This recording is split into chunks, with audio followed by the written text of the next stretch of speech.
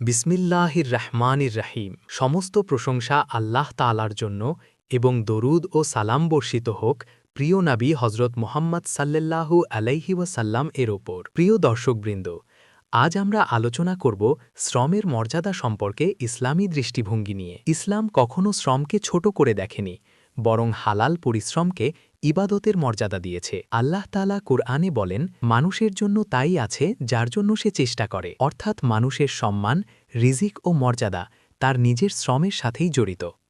প্রিয় নবী সাল্লাল্লাহু আলাইহি ওয়াসাল্লাম নিজেও শ্রম করেছেন। তিনি মেষপালক ছিলেন, ব্যবসা করেছেন এবং নিজের কাজ নিজে করতেন। একদিন সাহাবীরা তার হাতে পরিশ্রমের চিহ্ন দেখে অবাক হলে তিনি বলেন, এটি সেই হাত যা হালাল উপার্জনের জন্য পরিশ্রম করে। আল্লাহ এই হাতকে ভালোবাসেন। এই হাদিস আমাদের শেখায়, শ্রম শুধু দুনিয়ার প্রয়োজন নয়, বরং আল্লাহর ভালোবাসা পাওয়ার একটি মাধ্যম। প্রিয় ভাই ও বোনেরা, ইসলাম শুধু শ্রমের কথা বলেনি, বরং শ্রমিকের অধিকারও নিশ্চিত করেছে। রাসূল সাল্লাল্লাহু আলাইহি ওয়াসাল্লাম বলেছেন, শ্রমিকের ঘাম শুতানোর আগেই তার মজুরি পরিশোধ করে দাও। এর অর্থ হল, শ্রমিকের পাওনা আটকে রাখা, দেরি করা বা ঠকানো সরাসরি জুলুম এবং গুনাহের কাজ। আজ আমরা আধুনিক শ্রম আইন নিয়ে কথা বলি, কিন্তু ইসলাম ১৪০০ বছর আগেই এই ন্যায়বিচার প্রতিষ্ঠা করেছে। সমাজে শ্রমজীবী মানুষদের ভূমিকা অপরিসীম। রাজমিস্ত্রি না থাকলে ঘর হবে না, কৃষক না থাকলে খাবার থাকবে না, মেকানিক না থাকলে যানবাহন চলবে না, আর পরিচ্ছন্নতা কর্মী না থাকলে শহর বসবাসের অযোগ্য হয়ে পড়বে। যাদের ঘামে সমাজ চলে, তাদের অবহেলা করা ইসলামের দৃষ্টিতে কখনোই গ্রহণযোগ্য নয়। ইসলাম মানুষের মর্যাদা নির্ধারণ করে পেশা দিয়ে নয়, তাকওয়া দিয়ে। আল্লাহ তাআলা বলেন, নিশ্চয়ই আল্লাহর কাছে সবচেয়ে মর্যাদাবান সেই যে সবচেয়ে তাকওয়াবান। একজন শ্রমিক, একজন রিকশা চালক বা একজন মিস্ত্রি যদি সে সৎ হয় ও হালাল উপার্জন করে, তবে সে আল্লাহর কাছে অত্যন্ত সম্মানিত। ইসলাম অলসতাকে পছন্দ করে না। নবী সাল্লাল্লাহু আলাইহি ওয়াসাল্লাম নিজেও অলসতা থেকে আল্লাহর কাছে আশ্রয় চাইতেন, কারণ শ্রম মানুষকে আত্মসম্মান শেখায় এবং ভিক্ষার চেয়ে কাজ করা অনেক উত্তম। তাই আমাদের দায়িত্ব হল শ্রমজীবী মানুষকে সম্মান করা, তাদের ন্যায্য পাওনা সময় মতো দেওয়া, কাউকে কাজের জন্য ছোট না দেখা এবং নিজে হালাল পরিশ্রমে অভ্যস্ত হওয়া।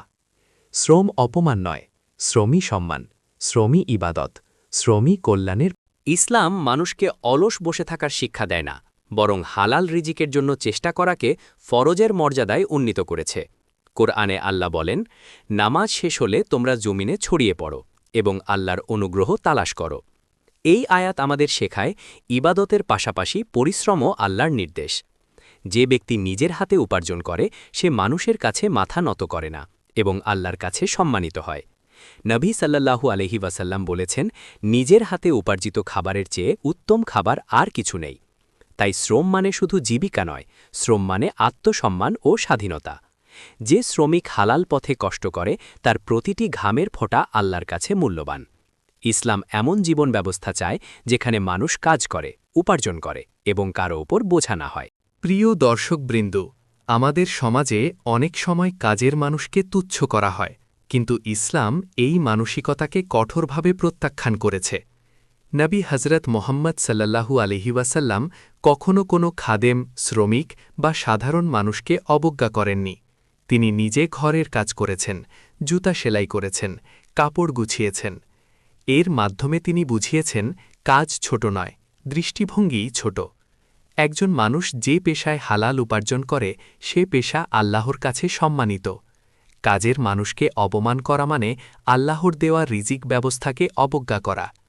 ইসলামে মানুষের মূল্য তার পোশাক, পদবি বা সম্পদের ওপর নির্ভর করে না, নির্ভর করে তার চরিত্র ও আমলের ওপর।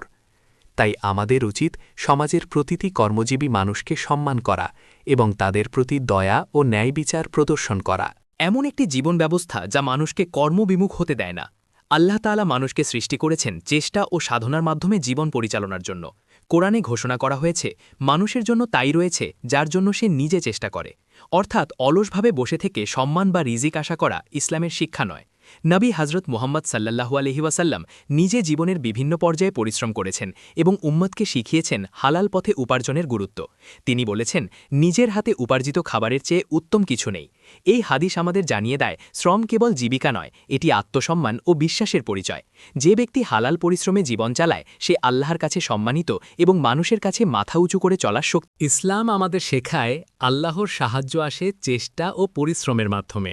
যে ব্যক্তি কাজের ভয়ে পালিয়ে যায়, সে কখনও বরকত পায় না।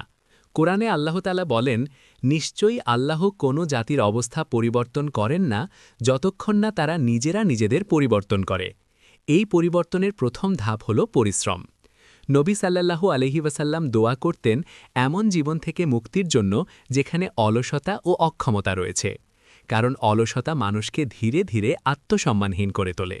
পরিশ্রম মানুষকে দৃঢ় করে, আত্মবিশ্বাসী করে এবং আল্লাহর রহমতের কাছাকাছি নিয়ে যায়। হালাল পরিশ্রমে যে ক্লান্তি আসে তাতে গুনাহ নেই, বরং তাতে রয়েছে সাওয়াব ও বরকত। তাই মুমিনের জীবন হওয়া উচিত কাজভিত্তিক, দায়িত্বশীল ও আল্লাহভীরু। প্রিয় ভাই ও বোনেরা, ইসলাম শ্রমজীবী মানুষকে সমাজের বোঝা নয়, বরং সমাজের মেরুদণ্ড হিসেবে দেখেছে। একজন কৃষক মাঠে কাজ না করলে আমাদের খাবার জুটবে না, একজন শ্রমিক কাজ না করলে ঘরবাড়ি তৈরি হবে না। অথচ দুঃখের বিষয়, অনেক সময় এই মানুষগুলোকেই আমরা অবহেলা করি। ইসলাম এই মানসিকতাকে সমর্থন করে না। রাসূল সাল্লাল্লাহু আলহি ওয়াসাল্লাম কখনও কাজের মানুষকে তুচ্ছ করেননি, বরং তাদের সাথে একই কাতরে বসে খাবার খেয়েছেন। তিনি স্পষ্টভাবে নির্দেশ দিয়েছেন শ্রমিকের প্রাপ্য সময়মতো পরিশোধ করতে। কারো শ্রমের মূল্য আটকে রাখা ইসলামের দৃষ্টিতে জুলুম। তাই একজন মুমিন হিসেবে আমাদের দায়িত্ব হল, ইসলাম মানুষের মর্যাদা নির্ধারণ করে তার পদ বা পেশা দিয়ে নয়, বরং তাকওয়া ও চরিত্র দিয়ে। একজন মানুষ যদি অল্প আয়ে কষ্ট করে কিন্তু হালাল পথে থাকে, তবে সে আল্লাহর কাছে অনেক বড় মর্যাদার অধিকারী। নবী সাল্লাল্লাহু আলহি ওয়াসাল্লাম অলসতা থেকে আল্লাহর কাছে আশ্রয় চাইতেন, কারণ অলসতা মানুষকে ধীরে ধীরে নৈতিকভাবে দুর্বল করে দেয়। পরিশ্রম মানুষকে আত্মবিশ্বাসী করে এবং আল্লাহর সাহায্যের কাছাকাছি নিয়ে যায়। কোরআনে বলা হয়েছে, আল্লাহ কোনো জাতির অবস্থা পরিবর্তন করেন না যতক্ষণ না তারা নিজেরা নিজেদের পরিবর্তন করে। এই পরিবর্তনের সূচনা হয় পরিশ্রম দিয়ে। তাই মুমিনের জীবন হওয়া উচিত কর্মমুখী, দায়িত্বশীল এবং হালাল উপার্জনে পরিপূর্ণ। শ্রম অপমান নয়, বরং শ্রমই ইসলামে সম্মানের